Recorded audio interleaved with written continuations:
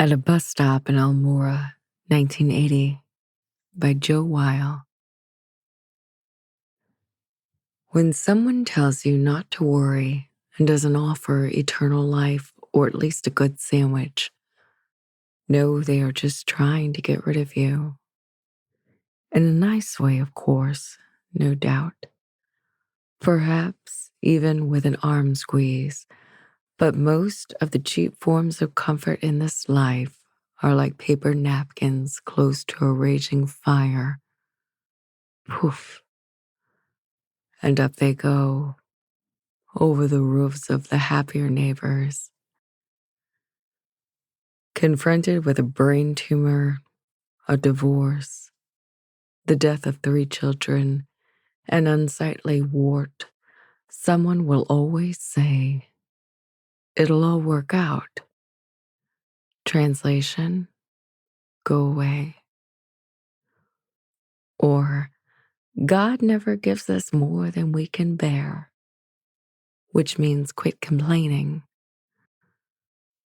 Or, I'm so sorry, which means it's on Facebook. If a person shows up juggling enchiladas and fireballs for your sake, or cleans your drain gutters and windows, or stays up all night with you as if on watch, then it's probably not someone you expected. The apostles fled. The family has better things to do. The best friend was getting laid.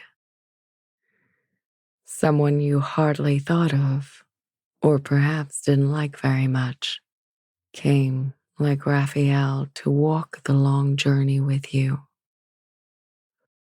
Forgive your friends. Remember, family is limited, thank God. Apostles are supposed to betray us. Once, when I had lost a bad job but needed any kind of job and was sitting at a bus stop waiting for the number 57 to Kenilworth, New Jersey, feeling lower than whale shit, and we all know where that is. An old woman sat down beside me and asked me why I looked so sad. And when I told her, she said, "Life crushes us 100 times, and we are not pressed into wine. Don't believe those idiots. We are crushed."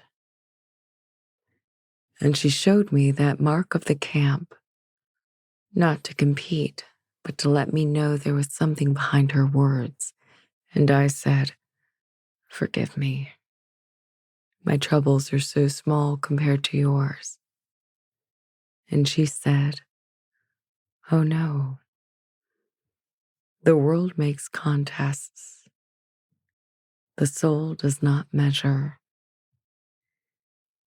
And she kissed me on my forehead and gave me a chiclet. There is no moral to this story. She was kind, like a broom sweeping leaves in a fierce wind. She was kind in the face of futility. She was one who had put God on trial for war crimes, had found God guilty, and then celebrated Sabbath. She did not try to comfort me or say my pain was insignificant or promise there would be another job. She sat with me until her bus arrived and swallowed her whole, and there was only the sound of traffic and my sobbing.